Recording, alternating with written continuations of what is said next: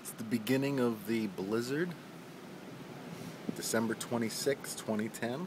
It's only been snowing for about an hour and a half and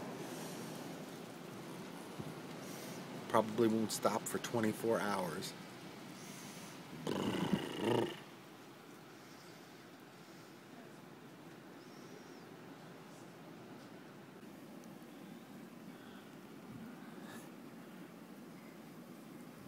It's getting worse.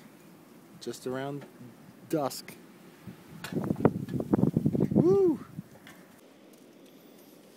There's our front door. Ooh. Just a little bit of snow.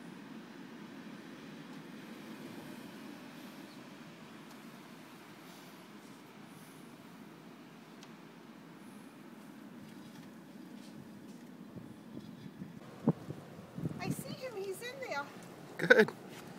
Are you coming in? Get his food. Ah. He wants food. He said, what's supposed to play shoveling if there's no food?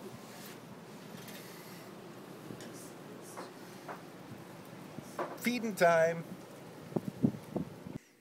What's that white stuff?